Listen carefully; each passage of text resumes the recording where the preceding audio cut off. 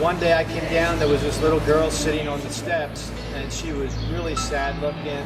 She looked up at me with these sad eyes and told me how hungry she was. She was wondering what time we were going to let her come in to eat. And that picture just sticks in my head. You know, it's just there all the time, and it is really needed. The soup kitchen and groceries and wellness center is really needed in this neighborhood, in the city of Redmond.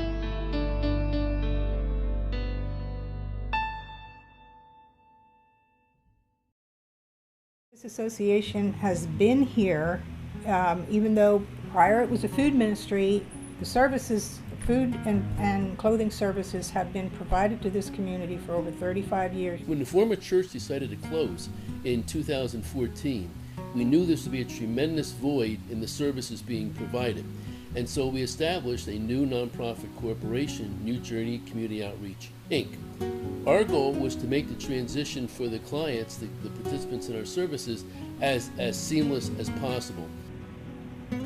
From the merge of the two churches into a nonprofit association went on without any problem. This was due in part, or I should say in a great part, due to the startup funding that we received from United Way Berks County, Wyomissing Foundation, and West Lawn Methodist Church.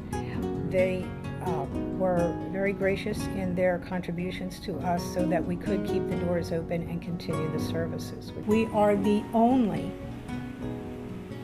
soup kitchen that's open 4 days a week, and we're the largest soup kitchen, serving anywhere from 140 to 180 individuals for lunch. In this community, there's not another soup kitchen on the south side of town where we're located, and so it's a meal.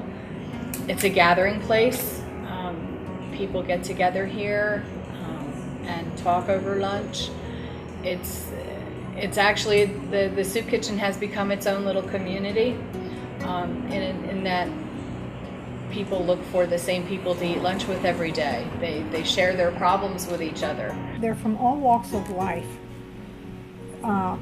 Some people are down and out and will be able to pull themselves out of a situation that they're in right now. Others are actually working, and they can't make ends meet, and they just don't have enough money to pay the rent and to buy the clothing and do all the things that they need to do. So the food pantry is critical for them to help support. Even though they might be getting food stamps, it's just not enough to take care of their needs.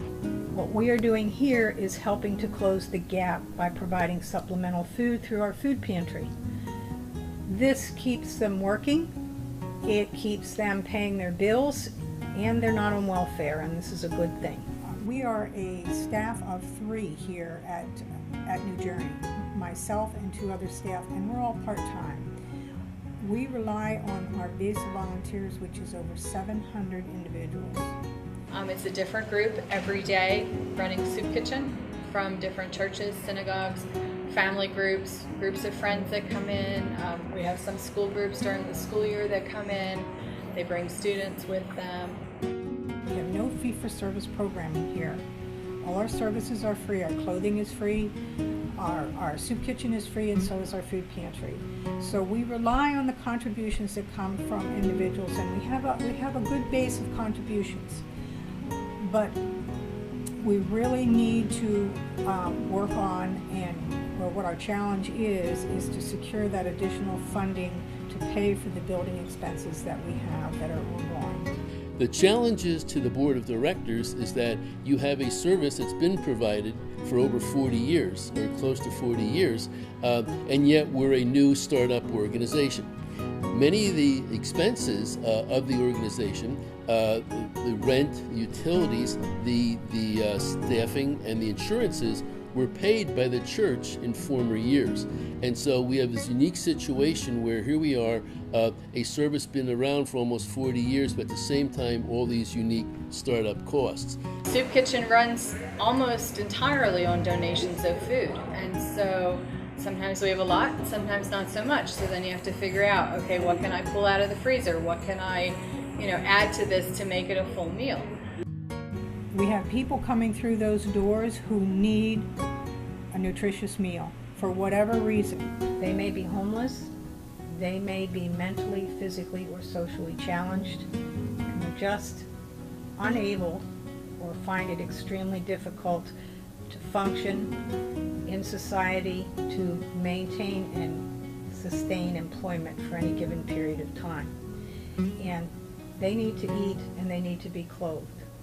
And so we are here to help those people that have that critical need.